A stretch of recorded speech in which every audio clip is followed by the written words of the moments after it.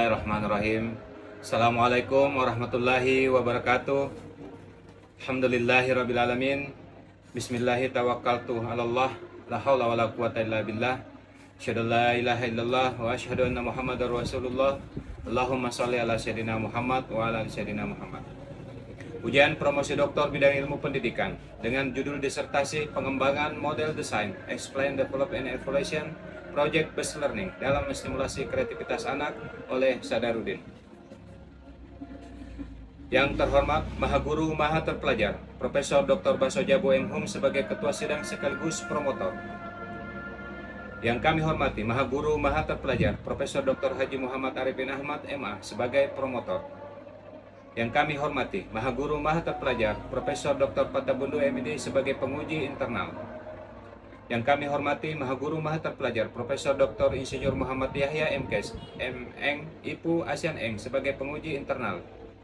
Yang kami hormati Maha Guru Maha Terpelajar Profesor Dr. Abdullah Pandang MPD sebagai penguji internal. Yang kami hormati Maha Guru Maha Terpelajar Profesor Dr. Haji Bahaking Rama MS sebagai penguji eksternal.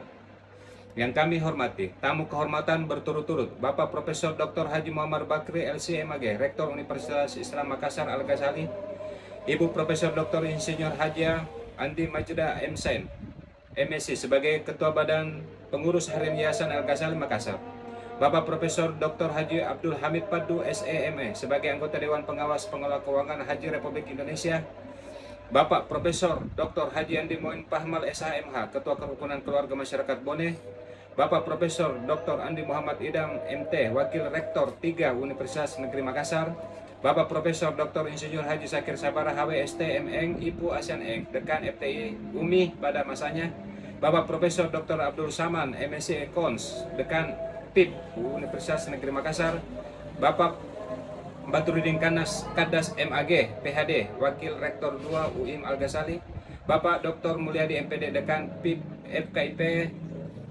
UIM Al-Ghazali, Ibu Dr. Haji Herlina MPD Ketua Ban PAUD dan PNF Provinsi Sulawesi Selatan, Bapak Dr. Andes Adi Mangunsidi MSc Anggota DPRD Provinsi Sulawesi Selatan, serta Bapak Ibu Sivitas Akademika UIM Al-Ghazali Makassar, kerabat, handai taulan dan undangan lainnya yang hadir yang tidak sempat kami sebutkan satu persatu. Adapun yang melatar belakangi penelitian ini adalah berangkat dari hasil survei Global Creativity Index tahun 2015 yang melaporkan bahwa tingkat kreativitas Indonesia masih tergolong rendah. Hal tersebut dapat dilihat pada peringkat Indonesia berada pada urutan 115 dari 139 negara. Salah satu penyebabnya adalah peran guru dalam stimulasi kreativitas anak belum maksimal karena keterbatasan panduan model yang sesuai. Beberapa penelitian menunjukkan bahwa model PJBL merupakan salah satu model yang dapat menstimulasi kreativitas. Namun model PJBL dinilai tidak cocok diterapkan secara baku untuk anak usia dini karena dianggap tidak sesuai dengan karakteristik anak.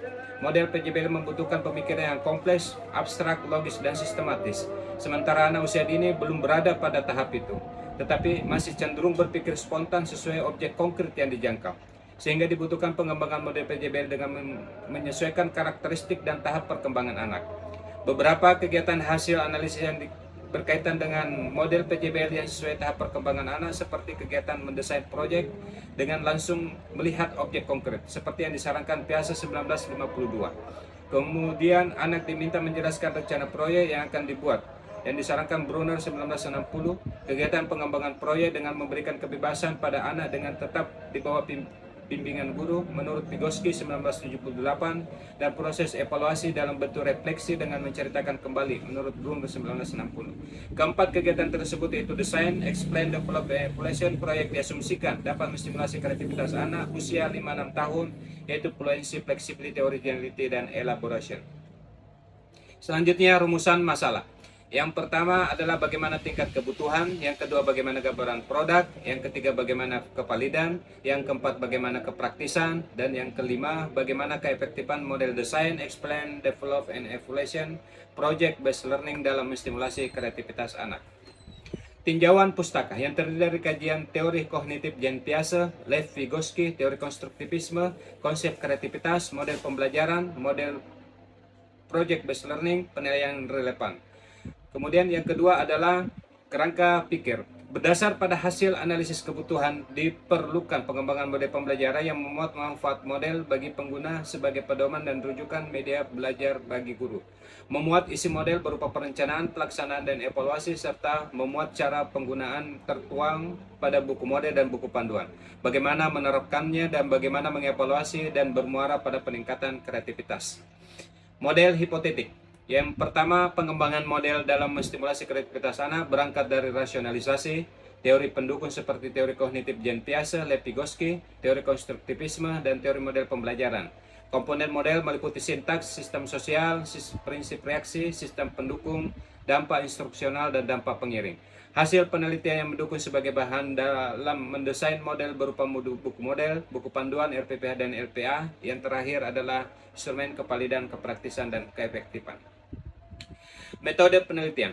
Penelitian ini menggunakan metode penelitian dan pengembangan Plum and Nivon dengan fase yang pertama dalam preliminary investigation, menggunakan angket analisis kebutuhan dengan teknik analisis deskriptif statistik, melibatkan 27 guru TK menggunakan purposive sampling teknik.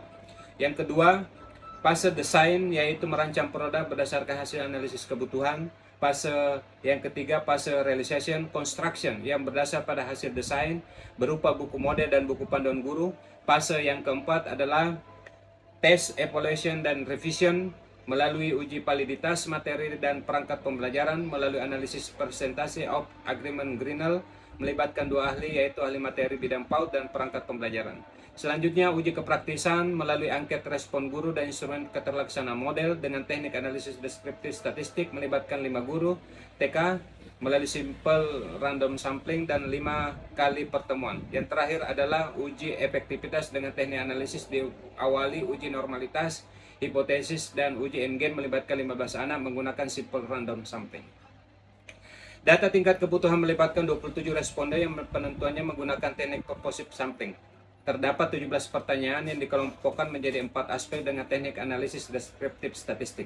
Data yang diperoleh untuk aspek pemahaman, perencanaan, dan penilaian kategori sedang, sedangkan aspek kendala pelaksanaan dengan kategori tinggi. Hal tersebut disebabkan karena tidak tersedia panduan model yang secara khusus menstimulasi kreativitas yang sesuai karakteristik dan tingkat perkembangan anak, sehingga dibutuhkan pengembangan model yang sesuai dengan karakteristik dan tingkat perkembangan anak dalam menstimulasi kreativitas. Produk model Deden PJBL dengan sintaks design, explain, develop, and evaluation. Sistem sosial, aksi, interaksi, dan transaksi. Prinsip reaksi, manajer, desainer, fasilitator, moderator, motivator, evaluator. Sistem pendukung, buku panduan, RPPH, rubrik penilaian. Dampak instruksional, stimulasi optimal kreativitas anak. Dampak pengirim, percaya diri, kritis, menceritakan kembali, kerjasama, saling membantu. Berdasarkan hasil uji validitas, materi dan perangkat model diperoleh data dengan kategori valid dan sangat valid. Dengan demikian, uji validitas materi dan perangkat model pembelajaran telah memenuhi kriteria kevalidan sehingga dapat digunakan. Uji kepraktisan melalui respon guru melibatkan 5 orang guru taman kanak-kanak dan hasil pengamatan keterlaksanaan model dengan 5 kali pertemuan. Hasil data menunjukkan respon guru dan keterlaksanaan model berada pada kategori rata-rata baik dan sangat baik. Dengan demikian, model pembelajaran dapat respon guru dan keterlaksanaan model memenuhi syarat kepraktisan. Data berasal dari hasil lembar penilaian sebanyak 15 anak yang dianalisis secara deskriptif dan inferensial dengan menggunakan uji statistik parametris melalui uji parit sampel t-test, diperoleh data pretest rata-rata 2,07 dengan kategori rendah, sedangkan data post-test rata-rata 3,53 dengan kategori sangat tinggi. Hasil uji hipotesis parit sampel t-test diperoleh T hitung sama dengan 14,715 lebih besar daripada T tabel sama dengan 2,145, sehingga terbukti ada pengaruh model Deden PJBL dalam menstimulasi kreativitas anak. Yang ketiga, deskriptif statistik N-gain score diperoleh nilai min N-gain score sama dengan 0,7188, kategori tinggi karena gain lebih besar daripada 0,7. Sedangkan pada nilai persentase sama dengan 71,88%, kategori cukup efektif dengan rentang 56-75%. Sehingga disimpulkan bahwa model Deden PJBL cukup efektif dalam menstimulasi kreativitas anak. Keunggulan dan kebaruan produk.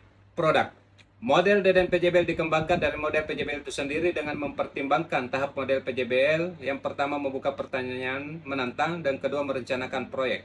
Tahap ketiga, menyusun jadwal aktivitas. Tahap keempat, mengawasi jalannya proyek. Tahap kelima, penilaian terhadap produk yang dihasilkan dan evaluasi. Tahapan model PJBL tersebut membutuhkan pemikiran yang kompleks, abstrak, logis, sistematis, sementara anak usia dini belum mampu untuk itu. Sebagaimana biasa pada tahun 1952 melalui penemuan tahap perkembangannya bahwa anak usia 2-7 tahun masih berada pada tahap pra-operasional, di mana anak masih berpikir spontan tergantung objek konkret yang dijangkau, sehingga belum mampu berpikir kompleks, abstrak, logis, dan sistematis. Sehingga dikembangkan untuk tahap pertama dan kedua menjadi tahap desain yang diawali dengan menunjukkan objek konkret seperti yang disarankan Brunner 1960 berupa bahan dan alat proyek yang akan dibuat. Setelah itu memberikan pertanyaan yang sederhana menurut saran dari pihak 1952 dan juga Anda diberikan kebebasan untuk menjawab, menanggapi, ataupun bertanya balik.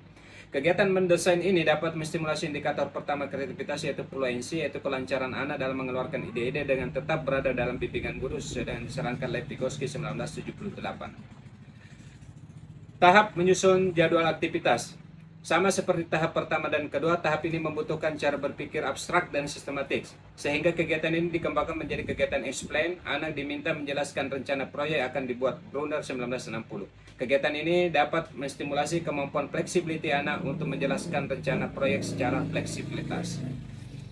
Tahap keempat, mengawasi jalannya proyek. Seperti tahap sebelumnya, kesan yang muncul pada tahap ini adalah membatasi ruang gerak anak karena harus berdasar pada jadwal aktivitas yang telah disusun sebelumnya. Kesan ini bertentangan dengan teori konstruktivisme sehingga dikembangkan menjadi tahap develop untuk mengembangkan proyek dengan memberikan kebebasan kepada anak mengeksplorasi segala kemampuannya.